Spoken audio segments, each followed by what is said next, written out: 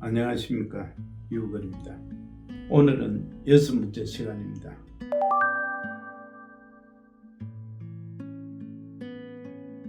이번에는 저는 마음을 움직이는 작품을 씁시다 라는 얘기를 하고 싶습니다.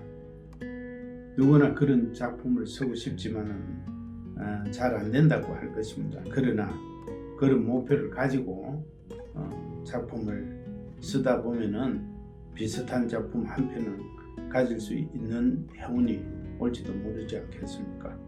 시는 자기가 아끼는 한 편의 시를 가지기 위해서 일생을 투자하는, 어떻게 보면은 무모한 예술가라고 얘기하기도 합니다.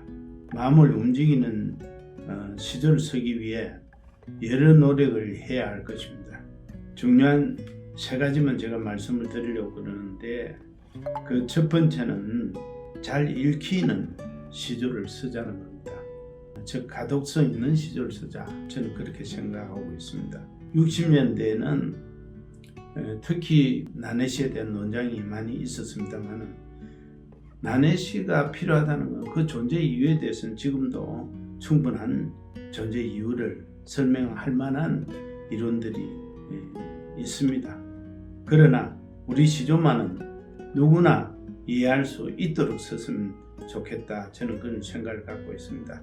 자신의 미학적 욕심이 그런 한계를 깨뜨리고 싶다면 또 그 또한 존중되어야 마땅하겠습니다만, 저는 쉬운 시조 쓰기를 강조하고 있습니다. 두 번째로는 진정성 어린 시조를 쓰자는 것입니다. 모든 예술에서 진정성의 중요성은 많이 강조되고 있지만은 문학만큼 진정성이 필요한 것도 드물다고 생각합니다. 본인이 진정성을 가지고 있다 하더라도 작품의 표현이 되지 않으면 안 되니까 최선을 다해서 그런 진정성을 표현하려고 노력해야 할 것입니다.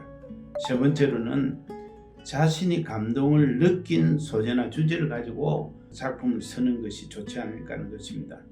평범한 일상의 대상이라도 감동적으로 쓸 수 있는 능력을 갖고 있는 사람들이 우리가 소위 말하면 프로라고 할 수 있을 것입니다. 그러나 자기도 감동하지 못한 어떤 제재나 또는 그런 주제를 가지고 남을 감동시킨다는 것은 어렵지 않겠느냐 생각합니다.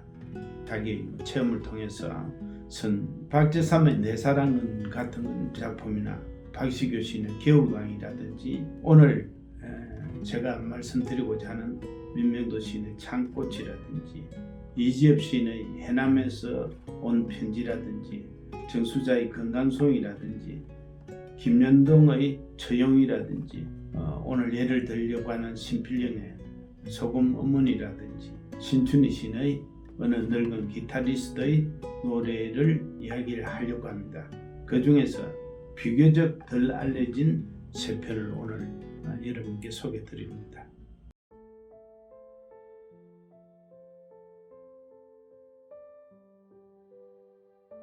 형 대신 직룡 갔을 그 산길에 곱던 창꽃, 올해도 어김없이 절매오네 혈서처럼 남아서 부끄러운 사람 한 명 한 명 안부를 묻네.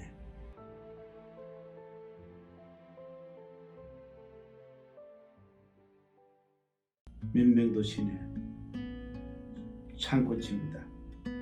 단 시조지만 아픈 서사가 있습니다. 묻고 싶은 질문도 많습니다. 직룡 같은 동생은 살아서 돌아왔을까요? 남아서 부끄러운 사람이 한둘이 아니라는 것은 무슨 까닭일까요? 창꽃은 그냥 창꽃일까요? 죽은 이의 홀령이 피어서 안부를 묻는 것은 아닐까요? 찡하게 건너오는 이 아픔은 전쟁을 겪은 사람이거나 또 직룡을 갔다 온 사람이거나 그 언저리에 산 사람들의 것만은 아닐 것입니다. 그래서 독자의 마음을 흔드는 시라고 저는 보았습니다. 다음 한 작품 더 소개합니다.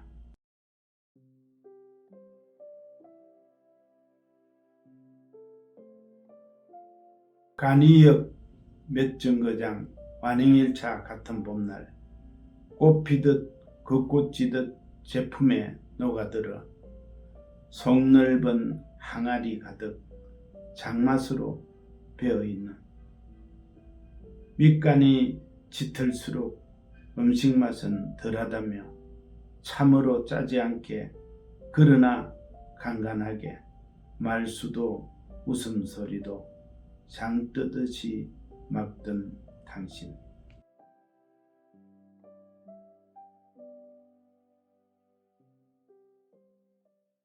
신필령 시인의 소금 어머니입니다. 어머니를 이처럼 섬세하게 따뜻하게 포근하게 그릴 수 있을까요? 이 시조를 읽으면서 고향에 지금도 살고 계시거나 아니면 사시다가 이미 떠나신 분이거나 그런 어머니를 갖고 계신 독자라면 어머니를 그리워하지 않겠습니까? 시인의 어머니를 생각하면서 동시에 우리 모두는 우리의 어머니를 추억하게 하는 참으로 좋은 시조라고 생각했습니다. 가식 없고 너무나 진실해서 또 가독성이 있어서 거의 시풍에 저는 신뢰가 갑니다. 다음은 신춘희 시인 시를 소개하겠습니다.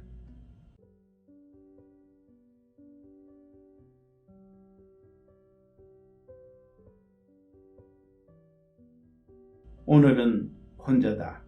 어수룩한 포장마차 라면에 소주 한 잔 소박하게 시켜놓고 정무는 나를 위해서 건배를 청한다. 아직도 머리맡에 기타를 두고 산다. 악기를 품으면 아직 나는 청춘이다. 진동이 몸에 배어서 잠을 부를 때까지.